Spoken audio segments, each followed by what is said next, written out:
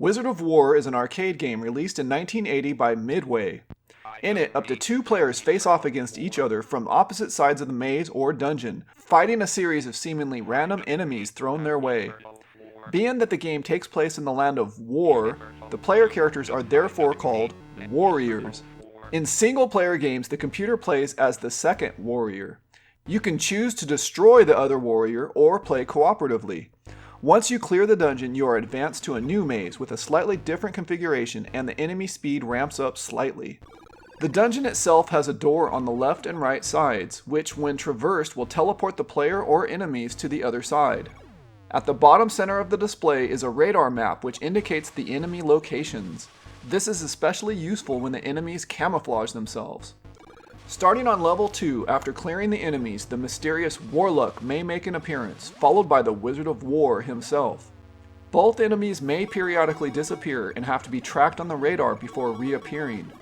The Warlock himself can escape through the side doors, so you must act quickly. The Wizard battle is a battle to the death, and the Wizard can teleport himself to random positions on the map and shoot lightning bolts towards your warrior. In the Intellivision port of Wizard of Wor, as is the case with the arcade version, there are options to start a single or 2-player game with either 3 or 7 warriors. The game supports the Intellivoice hardware add-on. With this device plugged in, you will hear a multitude of phrases which are spoken during the gameplay and on the title screen. This does add to the fun, but I do find many of the phrases are difficult to decipher. Actually, I consider that part of the fun. Controls. Controlling your warrior with the Intellivision controller can sometimes be a challenge. You may use either controller. From time to time, I did have difficulty making quick direction changes in order to dodge the enemies. It might just be a matter of getting used to the controls for this game. Included with the ROM purchase of the game is a nice PDF version of the manual which describes the scoring for the game. Scoring. From the manual.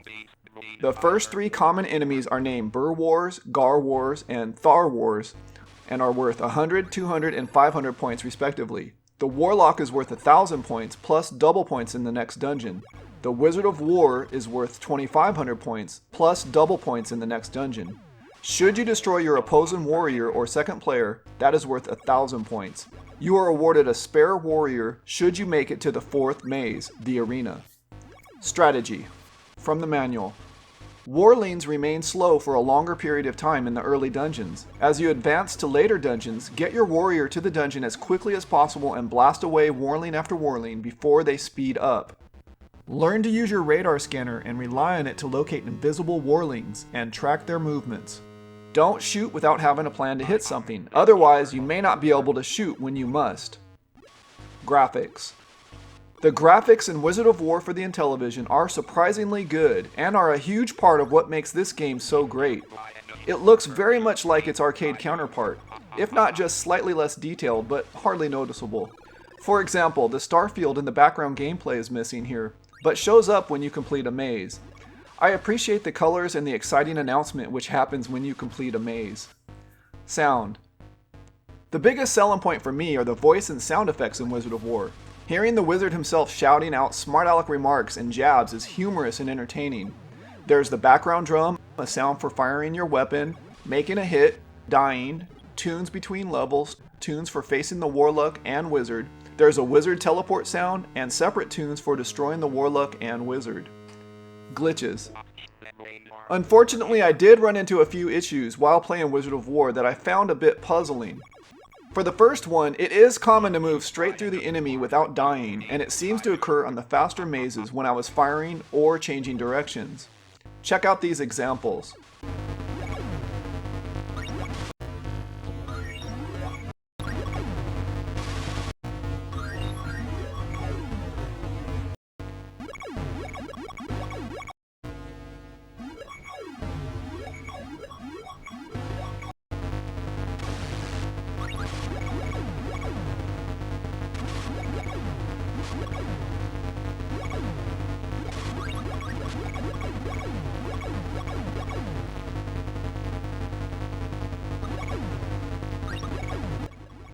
I sort of look at it as the wizard being nice to me, giving me a few extra chances.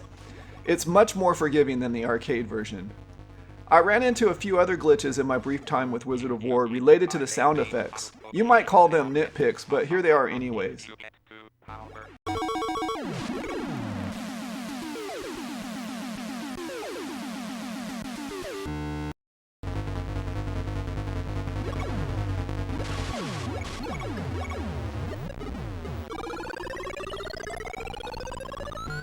It seems to me these sound issues could easily be fixed. I've had this happen when I was trying to program a sound effect and somehow the stop condition isn't met, so the tone keeps getting louder and louder until it either wraps back around and starts over at a lower tone or is reset by something. And finally, this isn't a glitch so much as maybe an oversight. In the arcade version of Wizard of Wor, you had to move out of your cubbyhole within 10 seconds. Here, both players can stay down there indefinitely.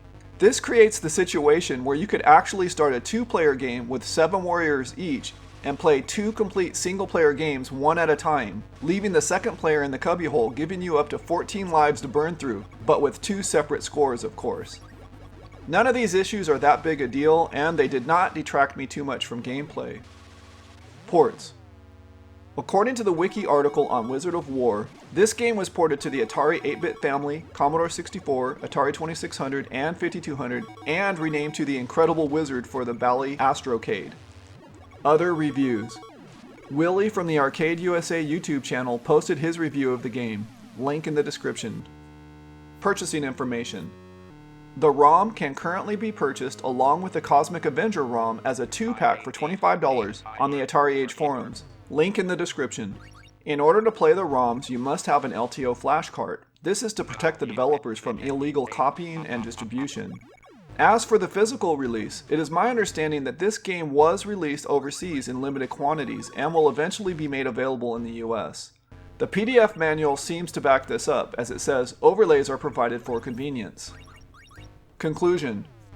Wizard of Wor has exceeded my expectations of what could be done on the Intellivision. Somehow the developer managed to squeeze in all the important elements from the arcade game into this port. This game has nearly everything you can want from a game. An exciting environment, random scary voices, multiplayer with your choice of either co-op or battle mode, and an exciting single-player experience.